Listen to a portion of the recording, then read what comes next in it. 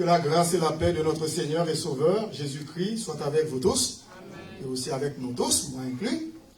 Et aussi, je salue tous ceux et celles qui nous suivent présentement sur les réseaux sociaux. Que la paix et la grâce de notre Seigneur Jésus-Christ soient avec eux. Et le message que j'ai pour vous aujourd'hui, c'est l'Éternel notre force. C'est dans Exode au chapitre 15, le 15e chapitre, et à partir du verset 1er. Seulement trois versets, 1 à 3. Je vais vous lire ce passage. Et si vous voulez lire avec moi, parce que ce n'est pas tellement long, c'est 3 versets seulement. Ensemble.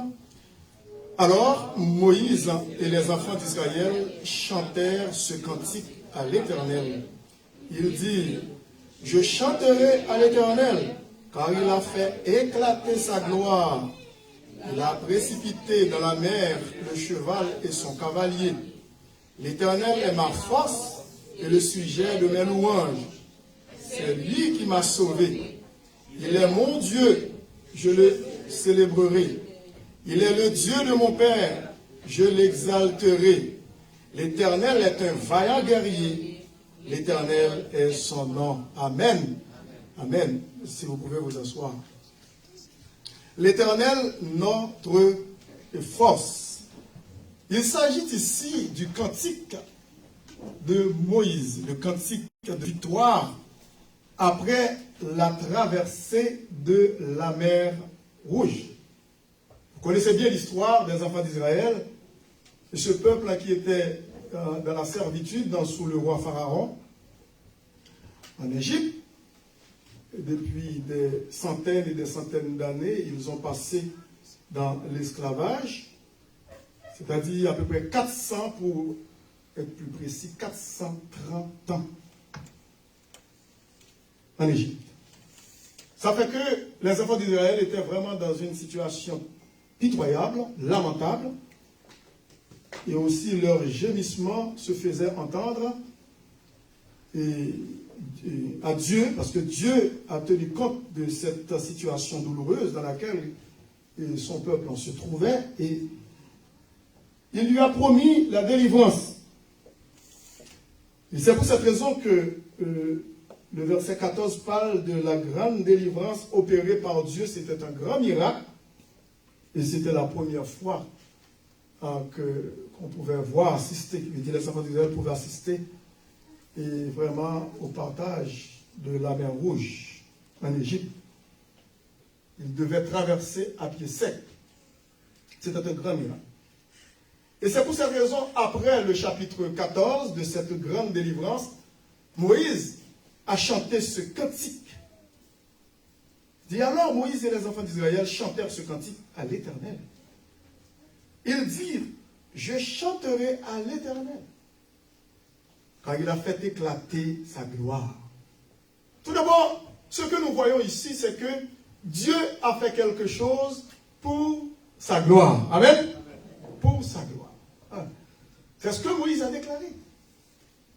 Moïse a dit, je chanterai à l'Éternel, parce que il a fait éclater sa gloire.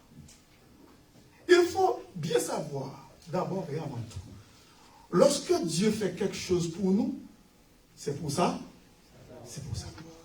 C'est pour sa gloire. Lorsque nous nous levons dans une réunion, une assemblée de prière, pour témoigner le beau nom de Jésus, c'est pour ça, c'est pour sa gloire, pour ce qu'il a fait pour nous.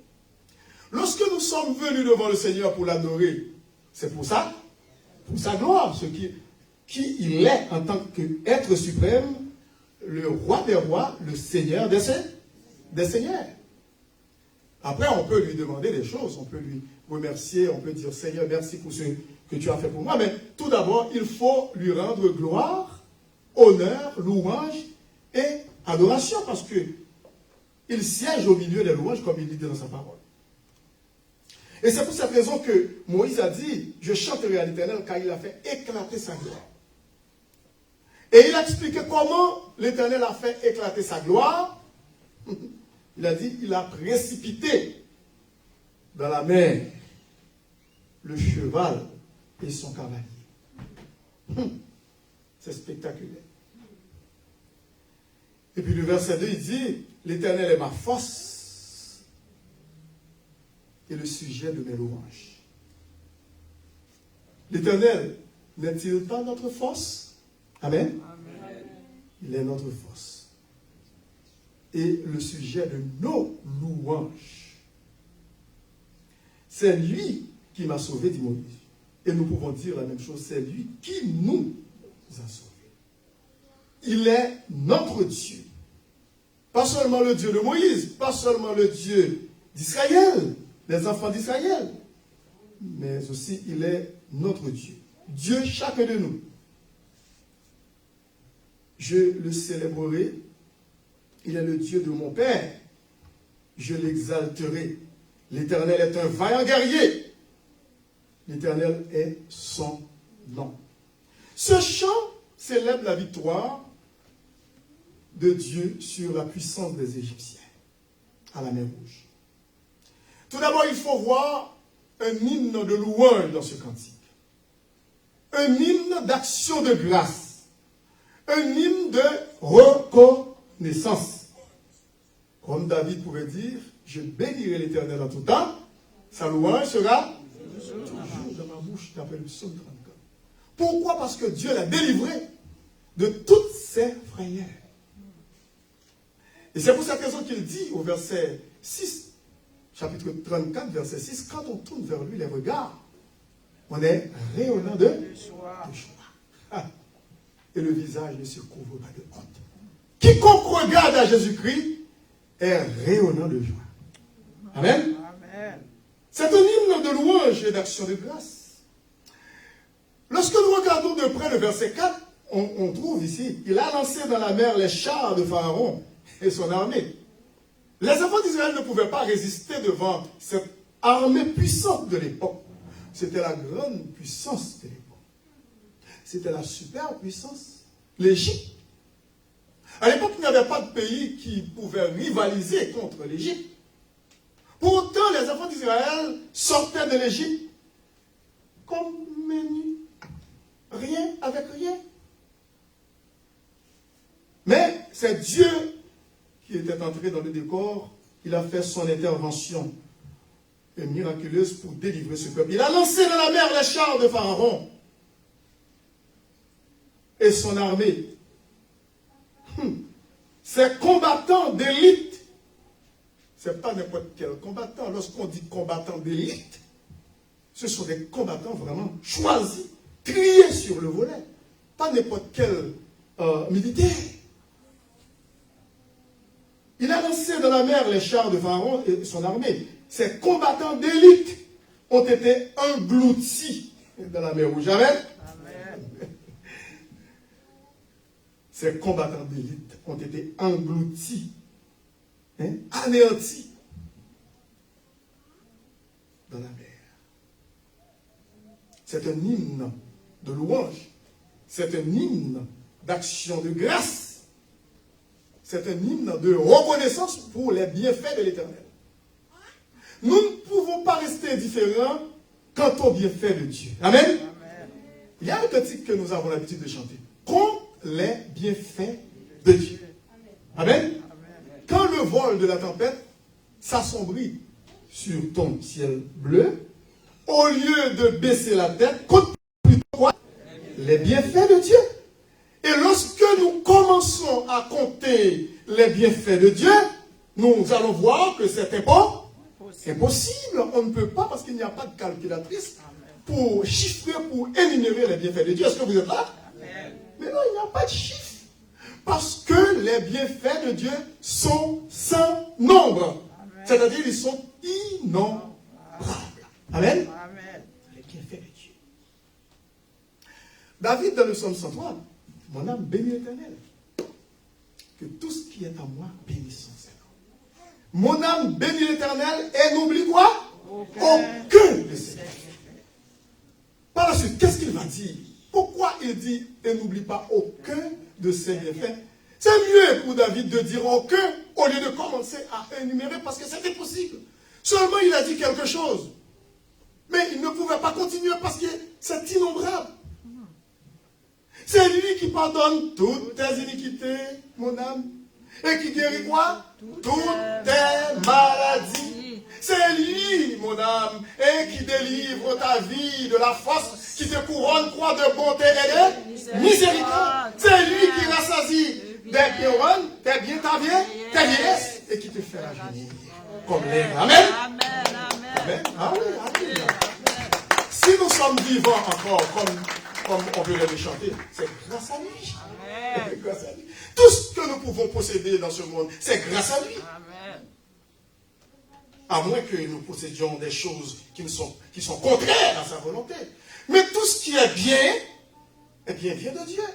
Et c'est pour cette raison que le frère de Jésus-Christ, le fils de Marie, Jacques pouvait dire, c'est dans Jacques chapitre 1er, ne vous y trompez pas. Toute grâce excellente et tout don parfait descendent d'en haut du Père des Lumières, chez lequel il n'y a ni changement, ni ombre de variation. Amen. Amen. Oui. Un hymne de louange, il faut le voir ici. Un hymne d'action de grâce.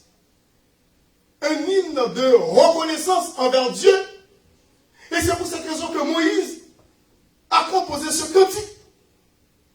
Et nous allons retrouver ce cantique dans le dernier livre de la parole de Dieu qui est l'Apocalypse. Mais pour l'instant, nous voulons parler un petit peu sur ce passage d'Exode 15. Il faut donner action de grâce à Dieu, le glorifier pour ce qu'il est, pour ce qu'il a fait pour nous, pour sa majesté, sa puissance dans le combat et sa fidélité envers son peuple. Amen. Amen. Amen. Dieu est fidèle. Est-ce que vous réalisez ça? Amen. Dieu est fidèle. Et même lorsque nous sommes infidèles, parfois cela arrive, Dieu demeure toujours quoi? Fidèle. Et d'ailleurs, dans l'Apocalypse, le dernier livre encore, il s'appelle fidèle et véritable. Jésus-Christ lui-même. Il est fidèle. Fidèle. C'est son nom. Et c'est pour cette raison que lorsque nous péchons contre lui, nous reconnaissons nos fautes, nos transgressions envers lui. D'après 1 Jean 1,9, il dit, il est fidèle et juste pour nous les pardonner et pour nous purifier de toute iniquité. Le premier point, c'est un hymne de louange et d'action de grâce. Il faut toujours donner à Jésus. Il faut toujours être reconnaissant envers Dieu pour ce qu'il a fait pour nous. Amen. Tout d'abord pour ce qu'il est dans notre vie et pour ce qu'il a fait. Et puis le deuxième point, il faut considérer dans ce contexte de la parole de Dieu la délivrance d'Égypte. Cette délivrance préfigure et prophétise, écoutez ça bien, la victoire du peuple de Dieu sur Satan et l'Antéchrist. Est-ce que vous êtes là? Dieu a tout pris.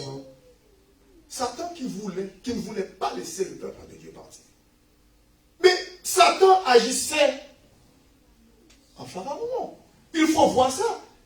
Ce n'est pas uniquement Pharaon se lève un beau jour, là, comme si il me dit, bon, moi, je décide que le peuple d'Israël reste en Égypte pour qu'il puisse continuer les travaux. Non, c'est Satan qui était en arrière de tout ça.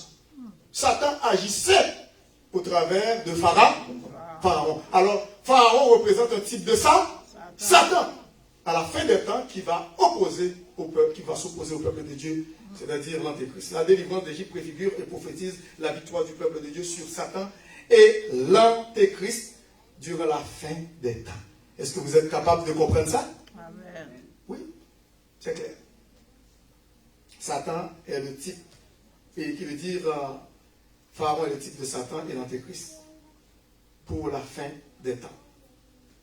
Et lorsque nous regardons dans Apocalypse chapitre 15, et nous venons de lire Exode chapitre 15, mais lorsque nous tournons les pages de nos Bibles, dans Apocalypse, le dernier livre, chapitre 15, on va voir le cantique encore, on va revoir Apocalypse chapitre 15,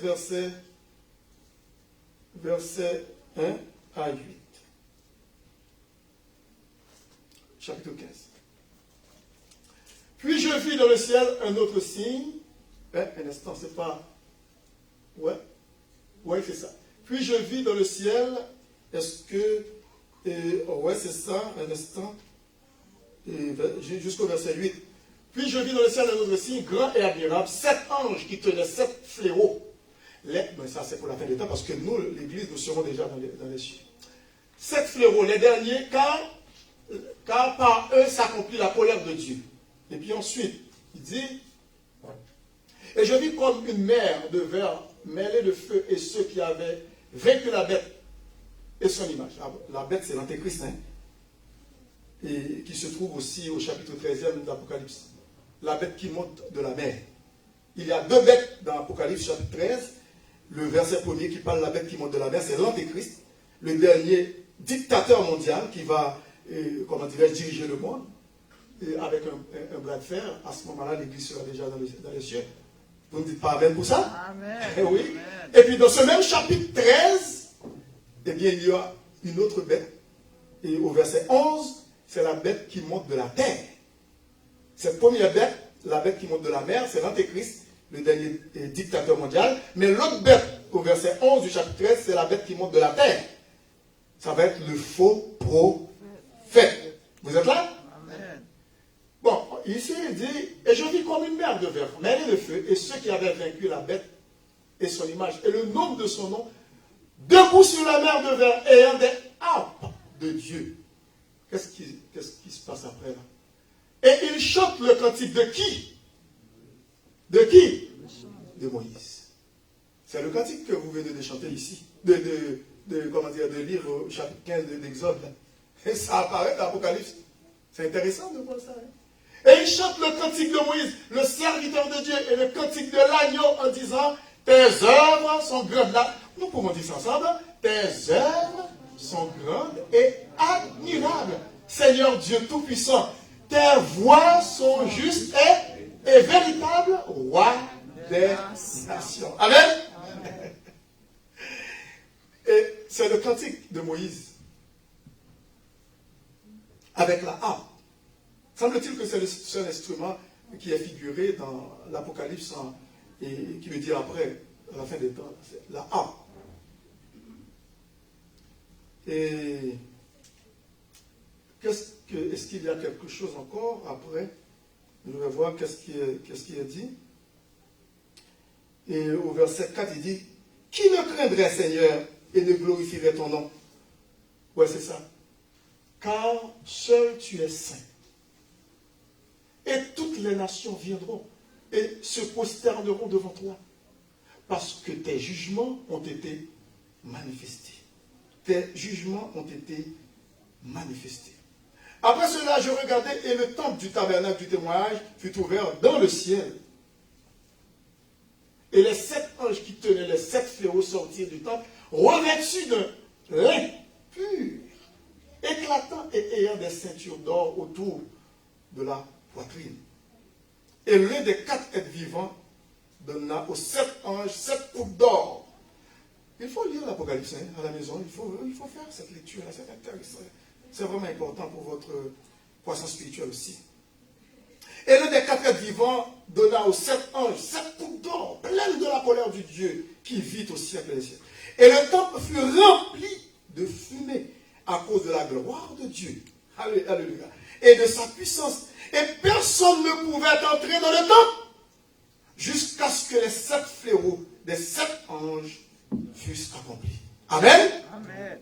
Écoutez, Dieu, lorsqu'il entre dans un endroit, on le remarque par sa présence. Amen. Amen. Amen. On sent sa présence. Est-ce que vous êtes là? Amen. Est-ce que vous sentez la présence de Dieu? Oh. Vous ne sentez pas la présence de Dieu? Amen. Amen. Moi, je sens la présence de Dieu. Il est là. Amen. Amen. Bon, Jésus-Christ a dit là où 2 ou 3. Pourtant, nous sommes beaucoup. Nous sommes vraiment nombreux. Écoutez, lorsque nous regardons Ésaïe, avant de continuer le texte, dans Exode, Ésaïe chapitre 6. Regardons Ésaïe chapitre 6. À partir du verset 1er, on peut lire Ésaïe, verset 6. L'année de la mort du roi Osias, je vis le Seigneur assis sur un trône très élevé. Qui est-il, lui, le Seigneur? Jésus. Amen. C'est Jésus. C'est Jésus. Et les pans de sa robe remplissaient le temple.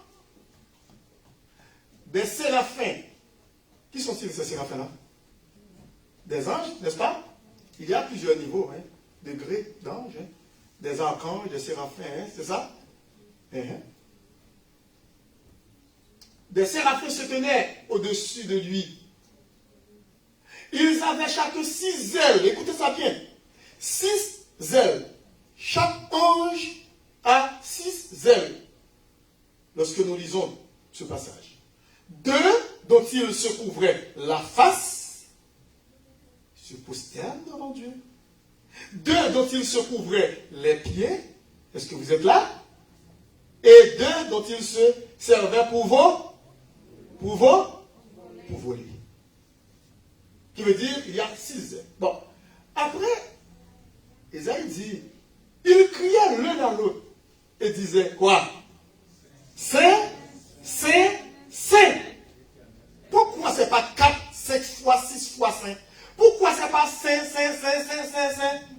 Pourquoi c'est 3 fois Saint? Est-ce que vous êtes capable de me donner la réponse? Saint, Saint, Saint. Le Père, le Fils et le Saint. Amen, gloire à Dieu. Amen. On peut donner gloire au Seigneur pour ça. Saint, Saint, Saint. Le Père est saint, le Fils est saint, le Saint-Esprit est saint. Amen. C'est l'Éternel des armées. Ah, toute la terre est pleine de sa gloire. Est-ce que vous ne sentez pas la gloire de Dieu, même dans les veines? Moi, je la sens dans mes veines. Est-ce que vous êtes là? Amen. Si un chrétien ne réalise pas la gloire de Dieu, il y a un problème. Parce que ici, quand les anges, avec leurs 6 ailes, ils proclament la gloire de Dieu, ils disent, Saint, Saint, Saint, à l'Éternel des armées, toute la terre est pleine de sa gloire. Après, il y a quelque chose qui se passe dans le temple. Vous allez voir, les portes du temple, hein, furent ébranlées dans leur fondement. Dans leur fondement, c'est pour cette raison qu'il faut faire très attention de la manière dont vous êtes venus pour adorer le Seigneur. Est-ce que vous êtes là? Parce que notre Dieu est un Dieu saint. Adorez Dieu. Prosternons-nous avec des ornements quoi ça? Sacrés. Parce qu'il est saint. Les portes furent ébranlées dans leur fondement par la voix qui retentissait. Et la maison se remplit quoi de fumée. Vous allez voir la réaction d'Ésaïe, le serviteur de Dieu, un grand prophète. Sa réaction. Par son humilité. Qu'est-ce qu'il va avouer en présence de tout cela? C'était tellement spectaculaire. Ésaïe, qu'est-ce qu'il a dit? Alors je dis, malheur à moi, je suis perdu, car je suis un homme dont les lèvres sont quoi? Impures. J'habite au milieu, pas seulement moi qui est en des lèvres impures, mais j'habite aussi au milieu de peuple dont les lèvres sont impures. Et mes yeux ont vu le roi, l'Éternel des armées. Parfois, vous minimisez votre sauveur. Vous le servez avec négligence. Vous faites n'importe quoi, nous faisons n'importe quoi. Écoute, nous ne prenons pas la peine de servir le Seigneur, de l'adorer avec révérence, avec respect, en toute humilité. Non. Nous prenons notre Seigneur Jésus comme si c'était un petit serviteur, un petit subalterne. Mais c'est le roi des rois, le Seigneur des seigneurs, le créateur de l'univers. Notre créateur.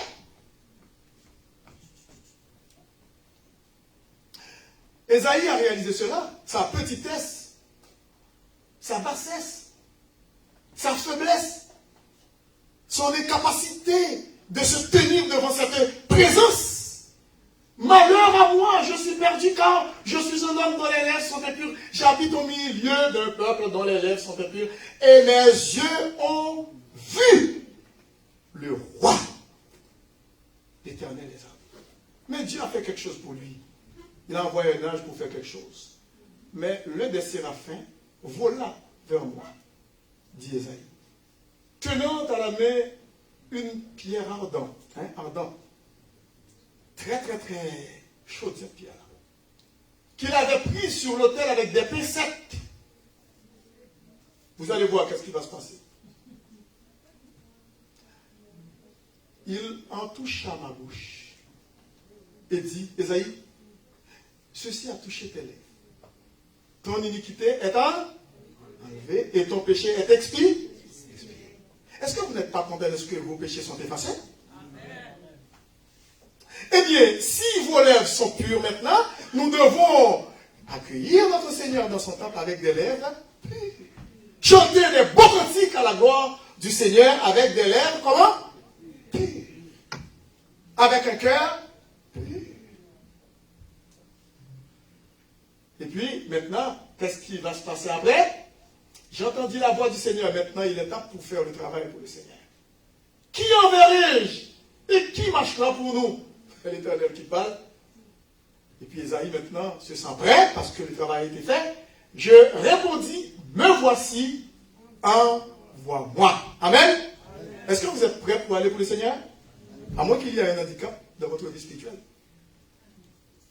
Moïse a chanté le beau cantique en signe de délivrance, en guise de délivrance pour les miracles que Dieu a opérés en sa faveur et aussi en faveur du peuple d'Israël, en ouvrant la mer Rouge pour laisser passer les enfants d'Israël. Et nous voyons que cette délivrance préfigure aussi et prophétise la victoire du peuple de Dieu sur Satan et l'Antéchrist à la fin des temps. Et aussi, la délivrance d'Égypte préfigure et prophétise la victoire de l'Église aussi sur Satan à la fin des temps. Lorsque nous regardons dans 2 Thessaloniciens, chapitre 2, nous allons voir 2 Thessaloniciens, le deuxième chapitre. 2 Thessaloniciens, chapitre 2. Nous allons voir ce que l'apôtre Paul veut nous faire comprendre ici. Nous sommes maintenant dans le Nouveau Testament et les 2 Thessaloniciens.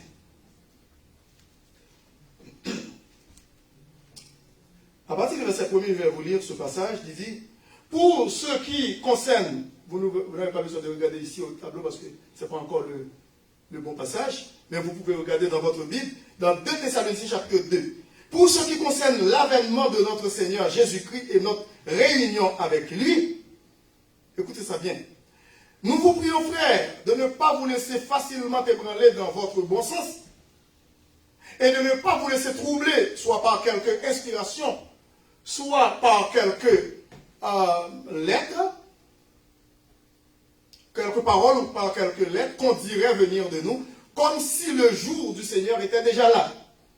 Que personne ne vous séduise d'aucune manière. Tout d'abord, il y a quelque chose qui doit se passer. Car il faut que l'apostasie, c'est un mot grec, apostasia, qui signifie départ volontaire, déchéance spirituelle, abandon volontaire. Des gens, entre guillemets, soi-disant chrétiens, qui grandissaient dans l'église, qui finalement, ils ont choisi de suivre l'Antéchrist ou de faire d'autres choses. Car il faut que l'apostasie soit arrivée auparavant. La déchéance morale spirituelle, l'immoralité, l'impudicité, l'occultisme, le vaudouisme, la franc-maçonnerie, l'idolâtrie, la superstition, la magie. Ce sont des séductions. Les diseuses de bonne aventure, les liseuses de cartes. Il dit, il faut que l'apostasie soit arrivée auparavant. Les gens qui pratiquent l'horoscope, et qu'on ait vu paraître l'homme du péché. L'homme du péché, que la Bible parle, le fils de la perdition.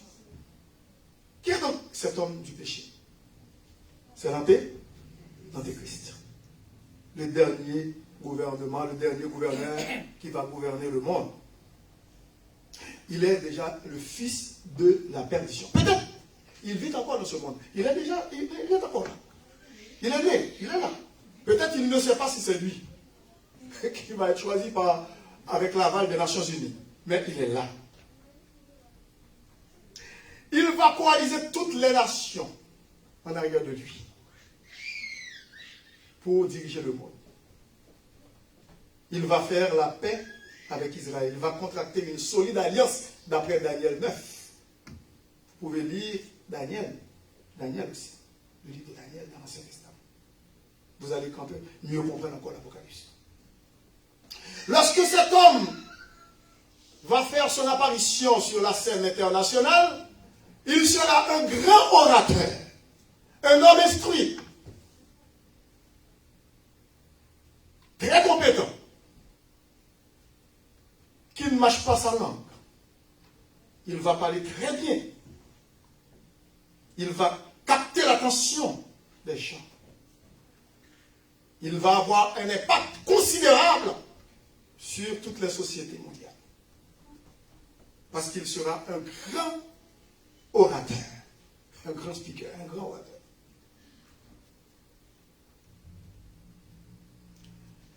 Cet homme va être investi de la puissance de Satan. Est-ce que vous êtes là?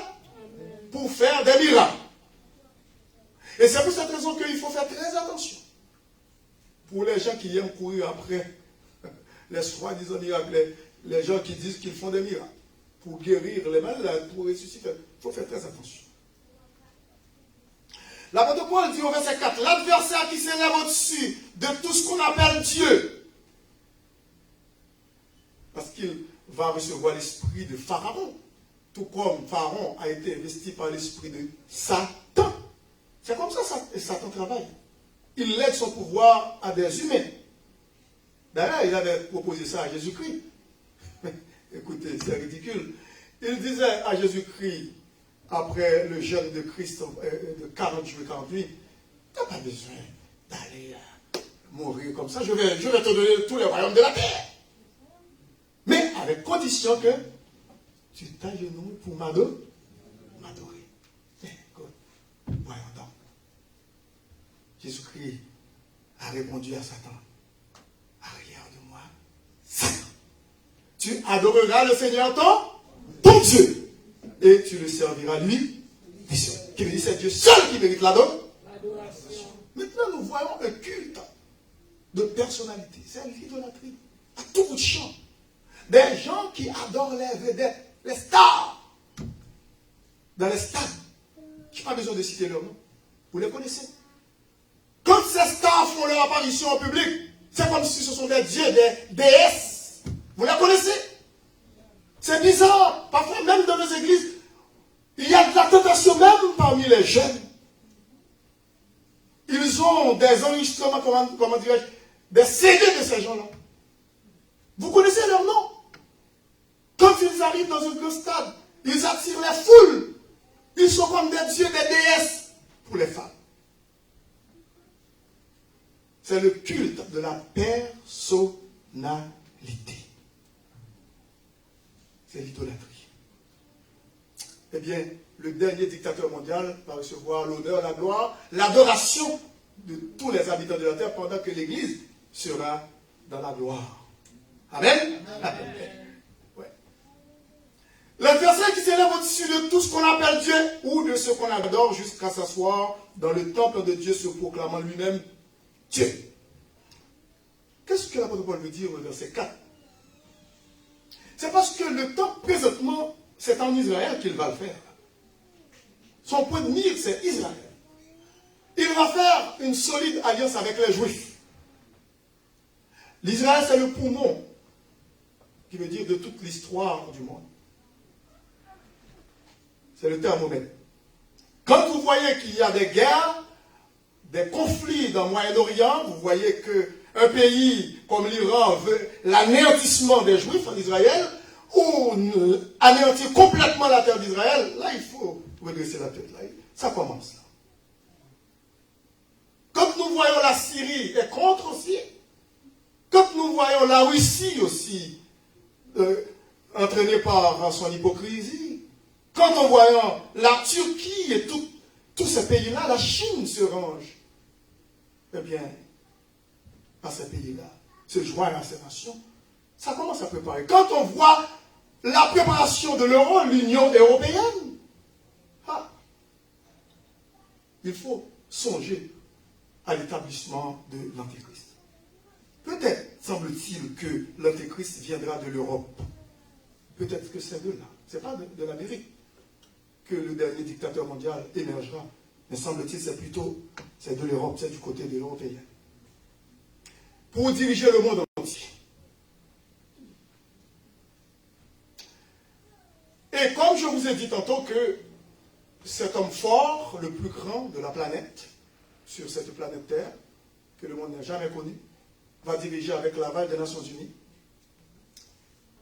Il va, cet homme-là, former une solide alliance avec Israël. Il va promettre au peuple juif de rebâtir le temple qui a été détruit par les soldats romains à l'époque. Ces Italiens qui étaient venus occuper la Palestine à l'époque de Jésus-Christ, et même avant, dis-je. Et puis que ces Romains ont mis à ça, qui veut dire, ont complètement rasé le temple. 2000 ans de cela, et c'était déjà prédit, prophétisé par Jésus-Christ, il ne restera pas pierre sur pierre qui ne sera revers. Mais c'est d'après Matthieu 24, Jésus-Christ l'avait. Jésus-Christ le voyait déjà, parce qu'il est Dieu. Effectivement, peut-être 30 ou 40 ans plus tard, et puis il s'était rasé par les Romains. Après l'ascension de Jésus-Christ dans le ciel, ça a monté. Depuis là, il n'y a plus de temps en Israël. Ce sont les musulmans qui ont leur mosquée. Mosquée d'Omar, ils l'avaient. D'ailleurs, les juifs n'ont pas le droit même d'aller sur l'esplanade, sur la galerie de la mosquée. Ça va soulever ce qu'on appelle antifada, c'est-à-dire le soulèvement dans la langue des Arabes. Mais avec l'Antéchrist, il va reconstruire le temple. Et ça va faire la joie, l'allégresse des Juifs. Parce qu'il aura tellement une influence sur tous les humains de la terre, sur les Arabes, les musulmans, toutes les nations. Il va faire en sorte que les musulmans, écoute, rasent leur temple, leur mosquée, détruisent leur mosquée pour construire ou reconstruire le temple des Juifs à la place. Ce sera au cours des acclamations, des applaudissements. Alléluia! Oh, c'est un grand chef d'État, c'est un homme de paix, c'est un grand conquérant, c'est Dieu lui-même. Et puis on l'a donné. Allez lire dans Apocalypse chapitre 13, vous allez voir. Et puis après, qu'est-ce qu'il va faire? Il va entrer dans le temple, il va prendre sa place, il va s'asseoir. D'après 2 Thessaloniciens chapitre 2, il va dire c'est moi qui suis Dieu. Et je réclame l'adoration. Puis les Juifs commençaient à se rouspéter, à se révolter. Mais non, parce que dans la tradition de nos pères, Abraham, Isaac, Jacob, non, c'était pas comme ça. Et puis il commençait à maltraiter les Juifs maintenant. Il va rompre son alliance qu'il avait traitée, qu'il avait faite avec Israël, pour commencer à martyriser, à maltraiter les Juifs, parce que les Juifs ne voulaient pas l'accepter comme Dieu. Et c'est pour cette raison que l'apôtre Paul dit, l'adversaire, au verset 4 de 2 Thessaloniciens 2, qui s'élève au-dessus de tout ce qu'on appelle Dieu ou de ce qu'on adore jusqu'à s'asseoir dans le temple de Dieu, se proclamant lui-même Dieu, parce que Pharaon voulait recevoir le titre divin de l'Exode. Ne souvenez-vous pas que je vous disais ces choses lorsque j'étais encore chez vous? Et maintenant vous savez ce qui le retient, afin qu'il ne paraisse qu'en son temps. Parce que ce n'est pas son temps. Pourquoi l'Antéchrist ne peut pas maintenant se manifester? Parce que nous sommes encore ici. Est-ce que vous êtes là? Parce que l'Église est là. Nous sommes un frère pour lui. Il ne peut pas se manifester tant et aussi longtemps que nous vivons encore sur la terre. Peut-être vous pouvez dire, non, pasteur Level, il y a tellement de péchés sur la terre, mais pourtant il est en train de me dire, non, il n'est pas encore là. Oui, il vit, il existe encore, mais il n'est pas encore nommé par les Nations Unies. Mais il va venir. Bon, peut-être on va sentir quelque chose là avant notre enlèvement, on va commencer à voir à l'horizon quelque chose là.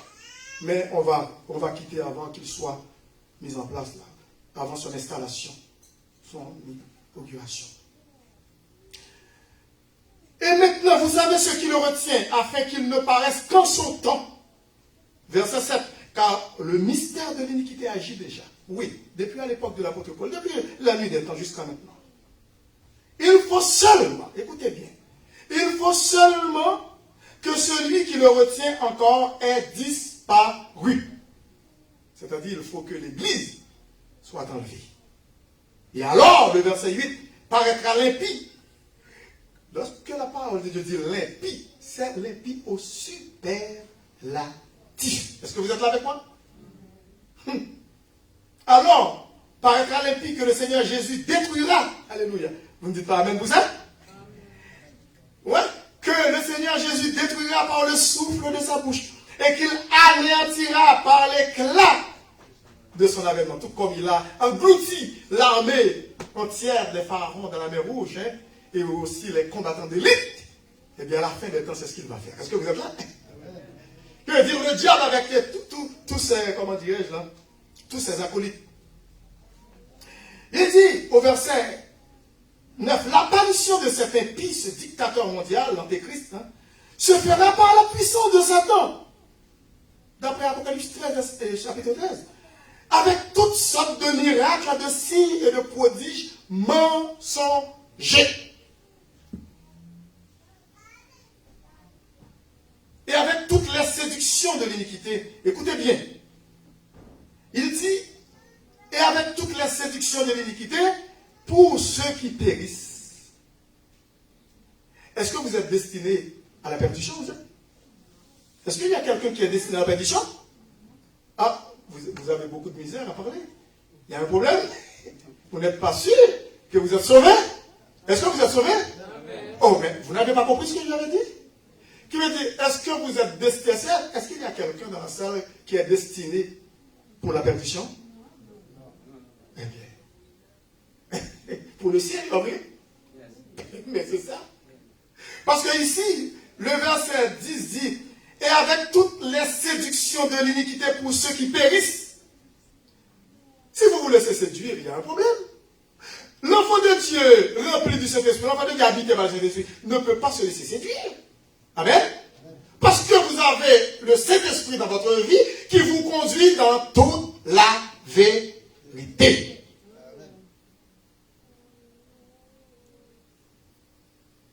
Pour ceux qui périssent parce qu'ils n'ont pas reçu l'amour de la vérité pour être sauvés. Et écoutez le verset 11, on va terminer, et bientôt, ne vous en faites pas. Aussi Dieu leur envoie une puissance, écoutez bien, aussi Dieu leur envoie une puissance d'égarement. Lorsque vous persistez dans votre endurcissement, dans votre rébellion contre Dieu, dans votre incrédulité, dans votre entêtement, c'est vous qui choisissez de le faire, d'agir à votre guise, à votre tête. Qu'est-ce que Dieu fait? Oh Dieu, et aussi Dieu leur envoie une puissance d'égarement pour qu'ils croient au mensonge. Parce que c'est ça que vous voulez, vous préférez. Vous voyez le mensonge à la vérité. Afin que tous ceux qui n'ont pas cru à la vérité, mais qui ont pris plaisir à l'injustice, soient condamnés. Le verset 13 dit pour nous, frères et sœurs bien-aimés du Seigneur, nous devons à votre sujet rendre continuellement grâce à Dieu parce que, écoutez bien, alléluia, il dit parce que Dieu vous a choisi dès le commencement pour le salut. Vous ne dites pas amen? Les amis, tout go par lui. Bon, tiens, amen dans ton petit oui. Amen. Il dit que, écoutez bien, pour nous frères, bien-aimés, frères et sœurs, Dieu nous a choisis. Nous devons, à votre sujet, rendre continuer grâce à Dieu, parce que Dieu vous a choisi. Dieu nous a choisis dès le commencement pour le salut, par la sanctification de l'esprit et par la foi en la vérité. C'est à quoi il vous a appelé par notre évangile pour que vous possédiez la gloire de notre Seigneur Jésus-Christ. Ainsi donc, frères, demeurez fermes, frères et sœurs, demeurons fermes et retenons les instructions que vous avez reçues, soit par notre parole, soit par notre lettre. Et c'est pour cette raison que la parole de Dieu nous dit que notre Seigneur Jésus-Christ lui-même est Dieu notre Père qui nous a aimés, qui nous a donné par sa grâce une consolation éternelle. Alléluia. Et une bonne espérance console nos cœurs. Je ne veux pas dire vos cœurs, tout simplement, moi inclus. Nos cœurs et nous affermissent en toute bonne œuvre et en toute bonne parole. Écoutez, l'ennemi qui est en arrière de nous, les ennemis qui nous acharnent jour après jour, comme les ennemis des enfants d'Israël, les Égyptiens, comme dit Moïse, tout à l'heure, on va voir encore. Amen.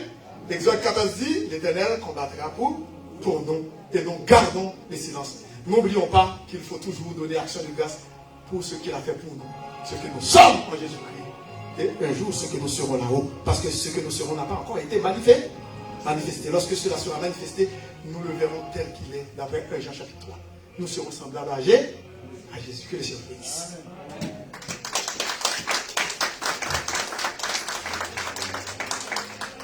Et je vais prier pour les gens